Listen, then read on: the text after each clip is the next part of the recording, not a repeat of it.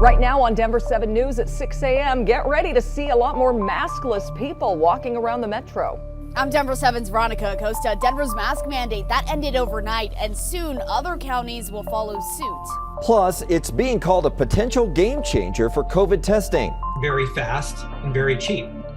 Okay, so the opposite of PCR. The new test that uses an app on your phone to detect the virus. And buyers are up against a lot in Colorado's housing market. The market is on steroids. It's leading some to take unprecedented measures to get the house they want. Most people are giving up their rights for an inspection objection. A little later, the do's and don'ts in this very difficult housing market. A good Friday morning to you. I'm Nicole Brady. And I'm Brian Sanders. A lot to think about there. Good Friday morning to you. It is still really cold out there as you wake up. Temperatures near single digits. Not quite as cold as yesterday, Lisa, but I mean, let's be honest. At what point does it not matter? It's so cold. Yeah, if your nose hairs are freezing, right, it doesn't Right. matter. Right, 1 degree. That's what it was like yesterday. Today is a little better, maybe not so dramatic. We are looking at temperatures that are about 20 to near 30 degrees warmer across the eastern plains this morning. Denver's still on the chilly side. We've seen those temps dip below zero early on. Right now, though, 13. It's going to feel like about 1 to near 10 degrees below zero, depending on the neighborhood.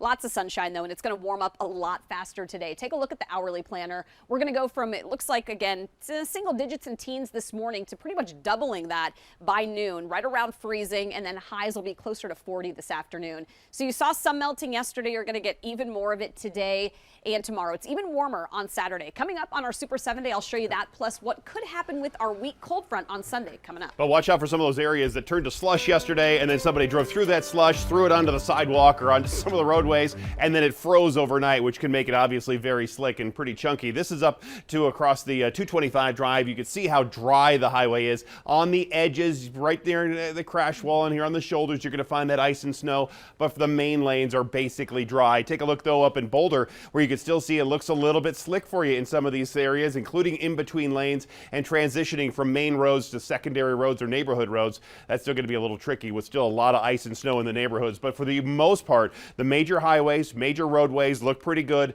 There are still obviously some isolated icy spots. Tour from the airport looks just fine, and no other major crashes or problems just yet to get in your way. Well, for the first time in months, starting today, you can be indoors in Denver without wearing a mask. Yeah, that's true in a lot of places. The city and county's mask mandate has expired.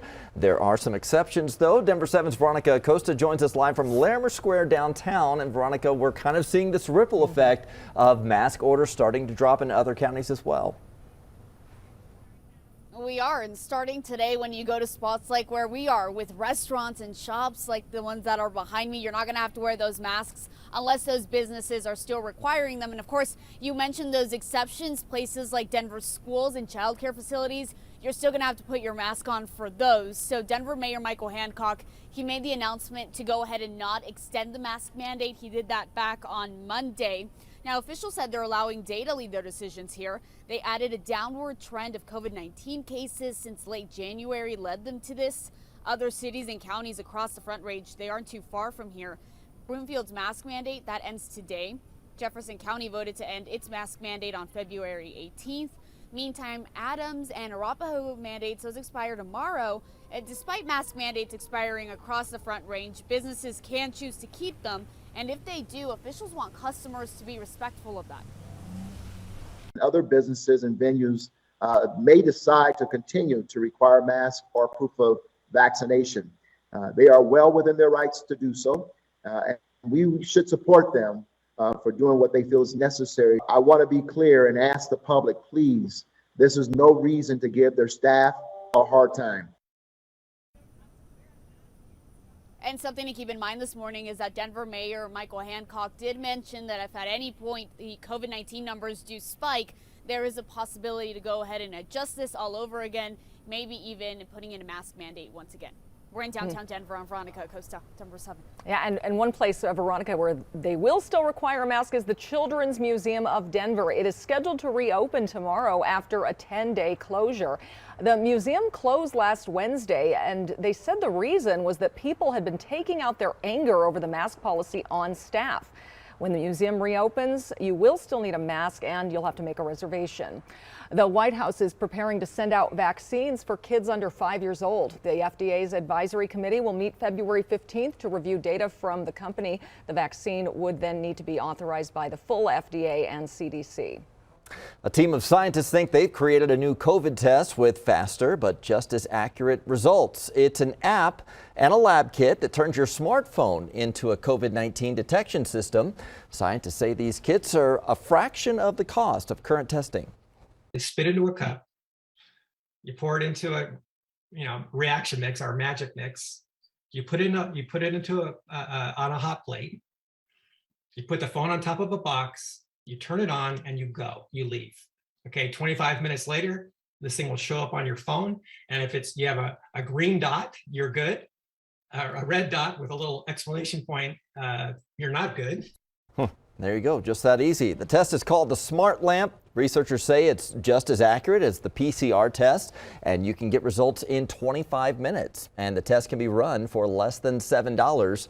Compare that to the $150 PCR test if it isn't covered by insurance. They plan to submit the test to the FDA for emergency use authorization. Drama in Douglas County continues. New this morning, there's an effort to remove some school board members accused of trying to force the superintendent out behind closed doors. That same board will discuss the superintendent's future at a public meeting later tonight. Denver 7's Colette Bordelon joins us with these major updates in this controversy that even led to school being canceled yesterday. Colette. Yeah, students are heading back to the classroom today, but parents, teachers, staff certainly will be watching what happens next with the superintendent very closely. There's an online petition going around calling for the removal of certain school board members, saying they broke the law violating open meeting laws. That petition's goal is to get to 10,000 signatures. Already, it's just a couple hundred off. Now, those allegations from 3 school board members say the new board majority held closed-door meetings to try and force Superintendent Corey Wise out. The superintendent has been with the district for over 2 decades, spending a little less than one of those in his current position. The claims sent shockwaves through the school district, with hundreds of teachers calling out sick yesterday and protesting the apparent secret actions of certain school board members. If the allegations prove to be true, then we are going to see some really difficult times in Douglas County. We're going to see a mass exodus of individuals that just can't stay here.